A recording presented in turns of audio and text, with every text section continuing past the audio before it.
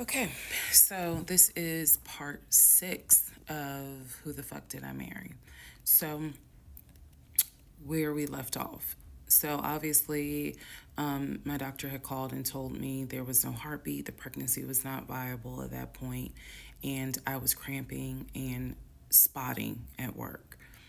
Went into my best friend's office and immediately started crying. She was like, "What's going on?" And I said, I told her what the doctor said. And she grabbed her keys, grabbed her purse, and was like, "Let's go. I'm taking you home."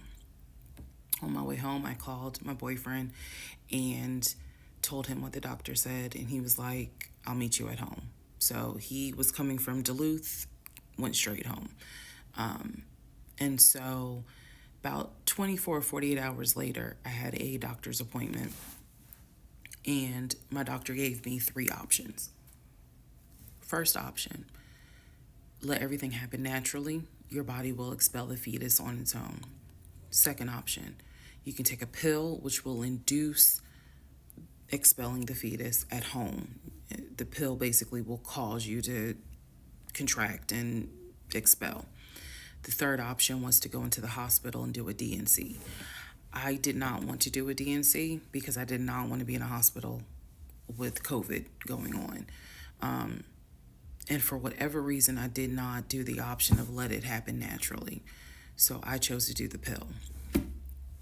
His birthday was June 17th. My ex's birthday was June 17th. So the decision was made, we're going to celebrate his birthday that day, go out to eat.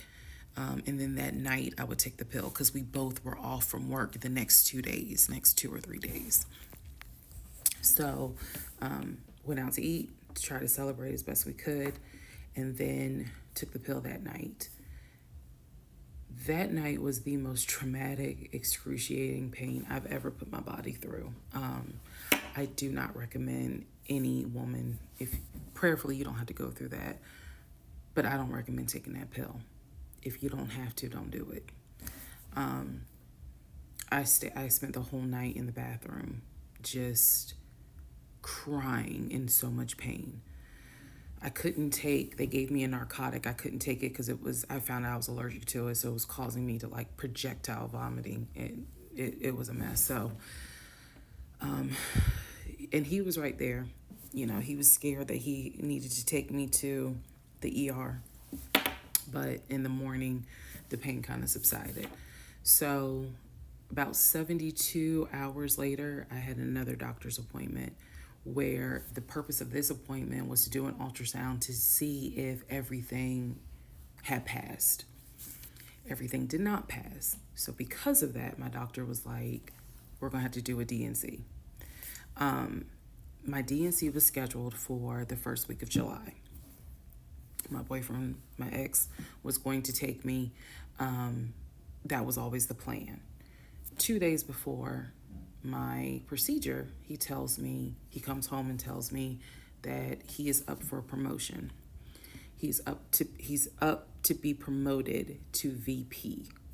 Because of this, the president of the company, is coming in, and it was going to be this huge business meeting he had to go to. The business meeting was scheduled for the day of my surgery. And so I'm throwing a fit because I was like, you there's no way you can do that meeting. Like, I need you to take me to the hospital and all this other stuff. And so he offered to have his sister take me to the hospital. Apparently his sister lived in Douglasville. I was like, no, because I've never met her. Like, I'm not having a stranger take me to the hospital. No, this is a private situation.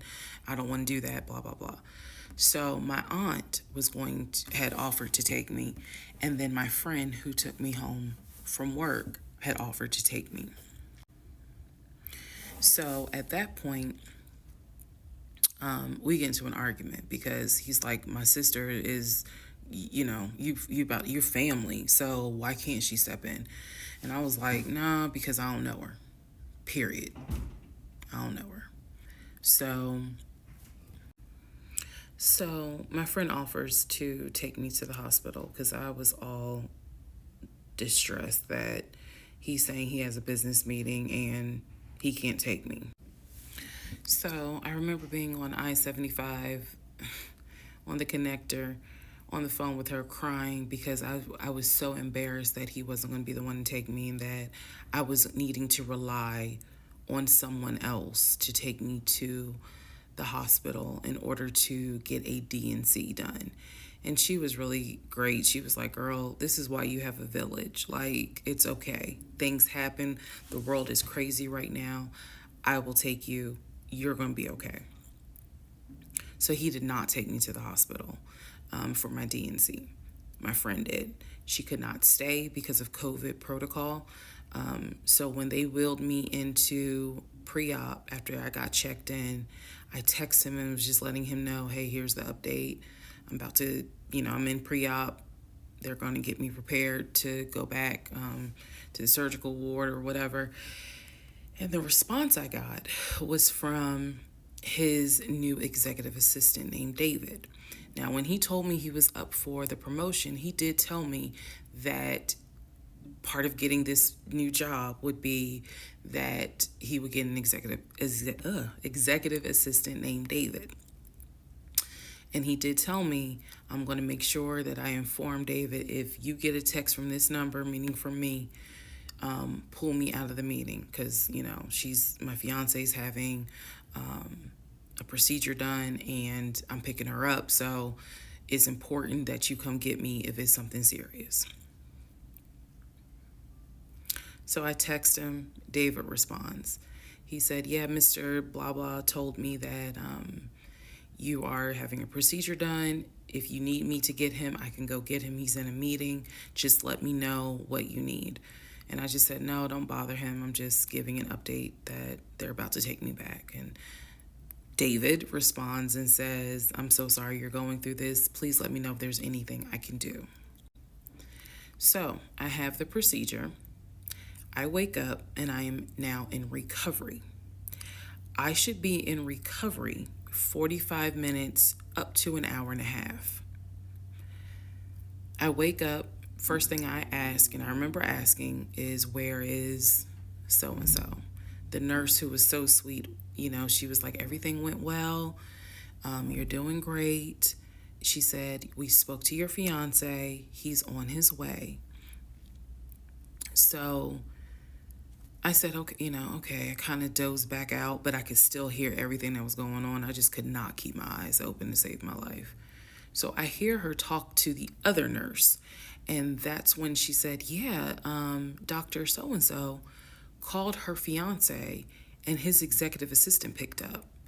And the executive assistant said that he was in a business meeting and that, you could relay to him what you need to say, and he'll tell the fiance.